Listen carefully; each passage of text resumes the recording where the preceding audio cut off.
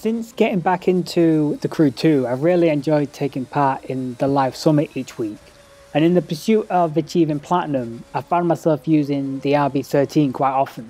However, I was struggling to extract the maximum from it due to some of the issues I had with the handling. So I spent an evening at the Giants racetrack trying to dial in the setup. First thing to note is mine is only at perf level 289, but I don't think the characteristics I wanted to change in the setup would be drastically affected by performance parts, but I could be wrong. In terms of the global settings for Alpha GP, I have TC and ABS on full, ESP off, and for those who haven't seen my previous videos, when ESP is on, it does some weird things with the handling, so I find it beneficial to just turn it off completely for everything. And finally, Drift Assist is on 9. My idea behind this was to have everything on full to limit the car's ability to slide, and as a result, lose time. But I found backing off Drift Assist slightly gave the car a little more freedom during longer corners. My biggest issue with the RB13 was the understeer and lack of bite from the front end.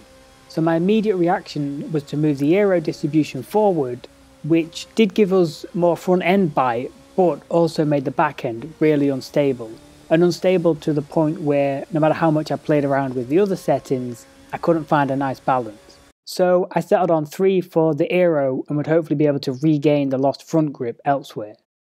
In terms of setup, the gearbox is a balance between acceleration and top speed. So this would be adjusted according to the track or event you're trying to do. So for this example, we're going to leave it on 10. Now when it comes to setup theory, you'd ideally want the car to be as stiff as possible, so no energy is lost through suspension components or body roll, and it would all get channeled directly to the tyres.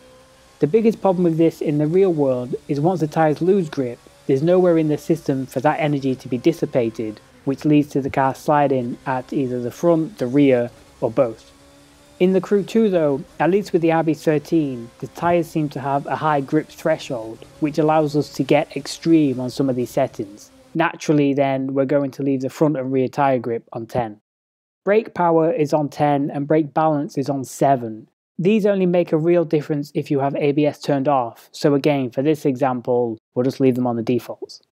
Front compression and front rebound are both on 10, again to maximise energy transfer, along with rear rebound. The only exception here being rear compression, which is on 4. This is to maintain a nice balance by making the rear end more compliant during change of direction. For the camber settings, again I'm using broad setup theory here and also assuming that 5 would be 0 degrees of camber, with obviously 1 being maximum negative and 10 being maximum positive. With this in mind, we're going to set the rear camber at 5 to maintain the contact patch, and the front on 3 to generate that bite on turning we've been looking for. And finally we have the anti-roll bars. We're going aggressive on the front at 10 to make sure we're pushing the tyres into the tarmac, and 5 on the rear for stability during long turns. And that is my current setup. Now, I'm not 100% happy, but I find this, for me at least, is a better overall balance compared to the default setup and gives us a nice baseline to further fine tune.